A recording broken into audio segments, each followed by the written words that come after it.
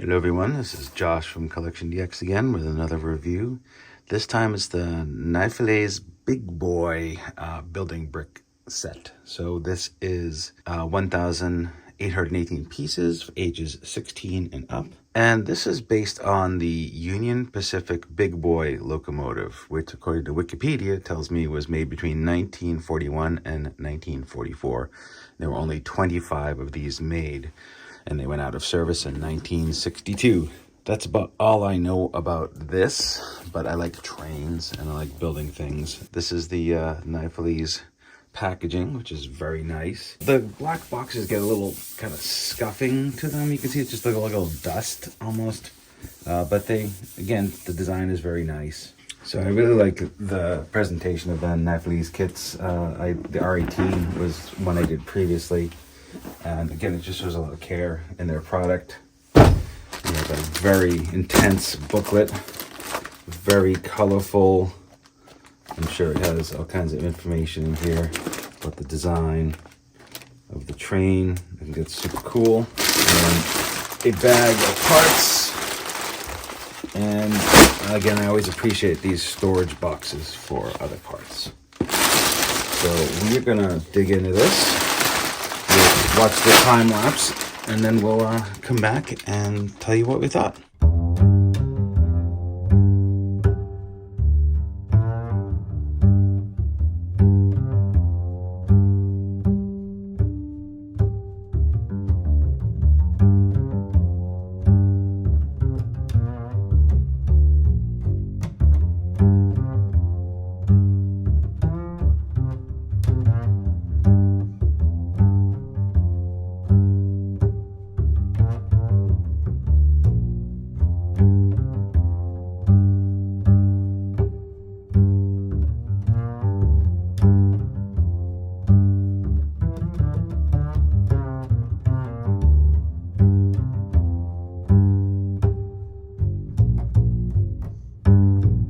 Here is the completed Big Boy train, and it is a Big Boy kit.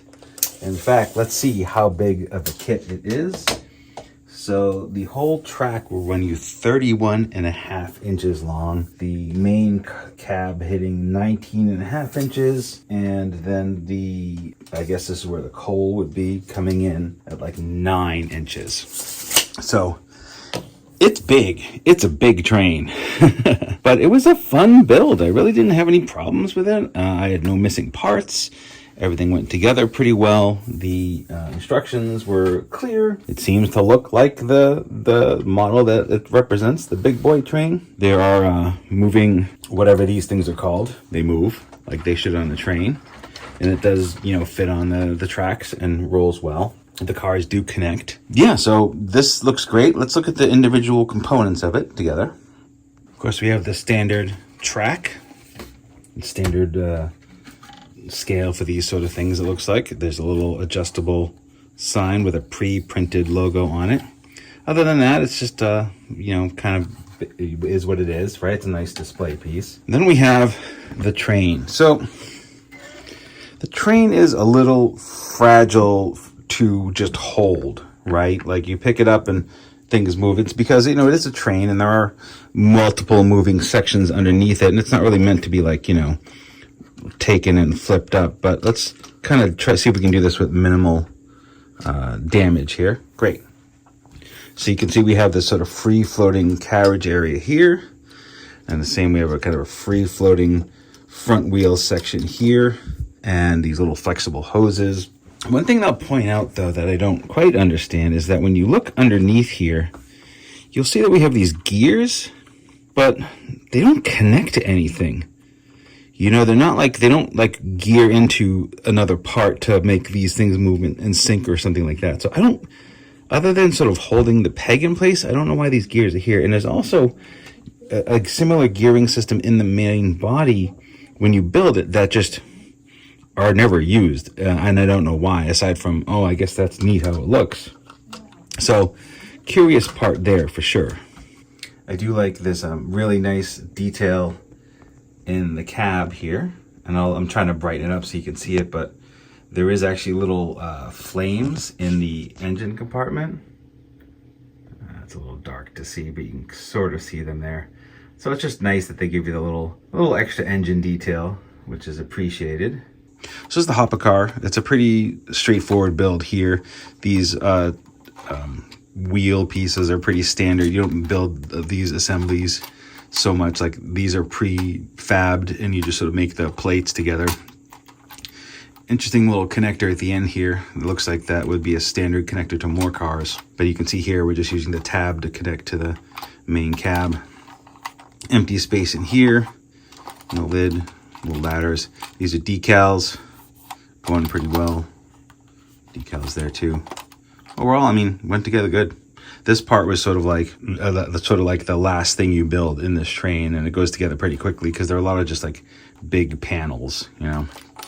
But it was nice. So I know there are sub-communities within the brick building community, and I know train builders are a very passionate lot, and I hope that this meets their criteria. It is my first train build, and I thought it was really fun, but I can definitely see, you know, the challenges in, you know, if you've got a lot of these, like, where do you put them, right? I'm already sort of struggling with, like, where am I going to put this one? It's so cool, but it's a very sort of distinct display space, right? You need a very long, kind of narrow place to put it, you know, over a mantle might be nice. I enjoyed it, and I thought it went well. This, again, is from Nifeliz. Hope I'm saying that right. I always question whether I'm saying it right. The Big Boy steam locomotive, and this is 1,818 pieces. This is the improved version, which I don't quite know what is improved about it, not having had the original, but I didn't have any issues. If there's, my guess is maybe there were some accuracy fixes. Maybe these plated parts were new to this release. I'm not sure, but it was a lot of fun. Like I said, my first proper train, and it was a good build. Thank you again for Nifeliz for bringing this over.